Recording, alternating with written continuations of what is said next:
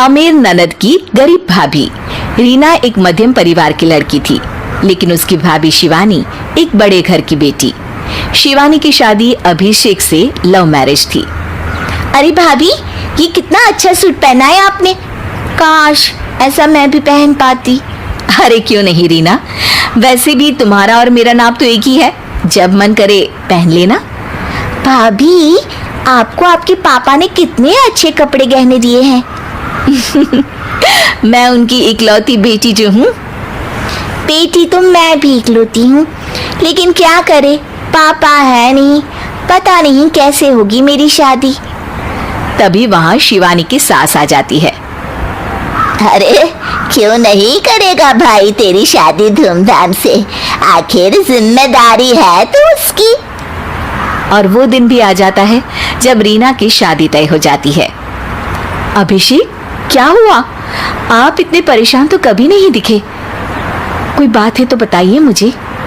अरे शिवानी, वैसे तो शादी का सारा इंतजाम हो गया है, लेकिन गहनों का रेट तो आसमान छू रहा है। कैसे क्या करूं, कुछ समझ में ही नहीं आ रहा। थोड़ी देर में शिवानी अपने पूरे गहने अभिषेक के सामने रख देती है। ये लीजिए, गहनों का इंतजाम भी हो गया।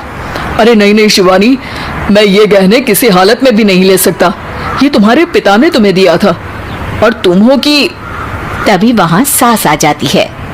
अरे तो क्या हुआ, इसकी तो हो गई ना शादी, अब किसे दिखाने हैं इसने गहने। सास गहनों का डिब्बा शिवानी के हाथ से लेकर वहाँ से चली जाती है। रीना की शादी धूमधाम से होती है और अब वो बड़े घर की बहू बन जाती है। वहीं रीना की शादी के बाद शिवानी और अभिषेक उसकी शादी के कर्जों से डूब जाते हैं। मैं सोच रही हूँ नौकरी करनी शुरू कर दूँ, वैसे भी पढ़ी लिखी हूँ, आपकी थोड़ी मदद भी हो जाएगी। वैसे शिवानी, कुछ दिन कर लो तो अच्छा ही होगा, क्योंकि ज़रूरत भी है। अब शिवानी भी नौकरी करने लगती है और घर खर्चे में अभिषेक का हाथ बटाती है।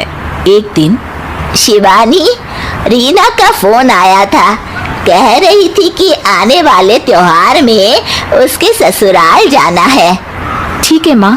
अरे ठीक तो है, लेकिन एक काम कर लेना, उसके सास ससुर से लेकर पूरे खानदान के कपड़े मिठाइयाँ सब ले आना, और हो सके तो रीना के लिए छोटे से कान में पहनने के बूंदे भी। और क्या है ना, शादी में उसे सारी बड़ी बड़ी कान की ज्वेलरी दी थी, घर में पहनने के लिए तो उसके पास कुछ भी नहीं है।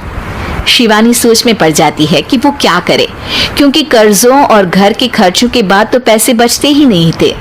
शिवानी फिर अपने पिता को फोन करती है और उनसे पैसे मांगती है।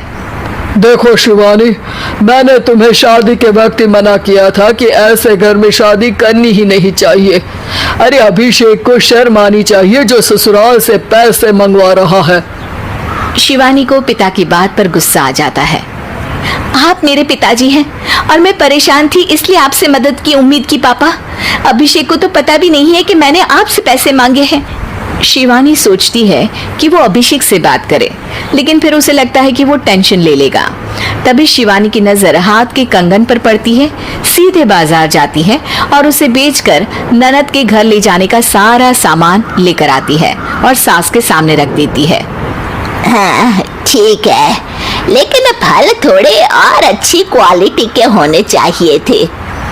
शिवानी कुछ नहीं कहती, वहां से चली जाती है।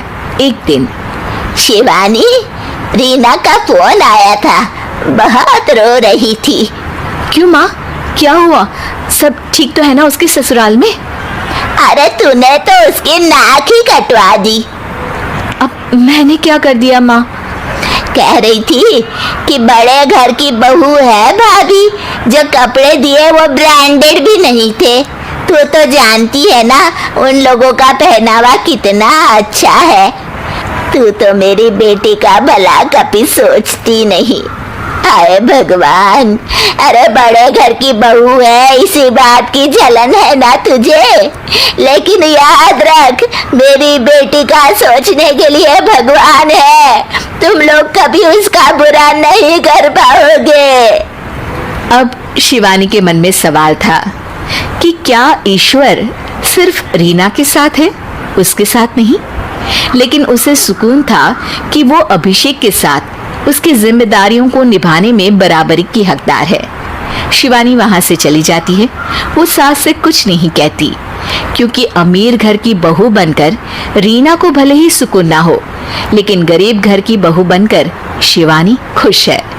क्योंकि खुशी पैसों से नहीं, परिस्थितियों पर निर्भर करती है।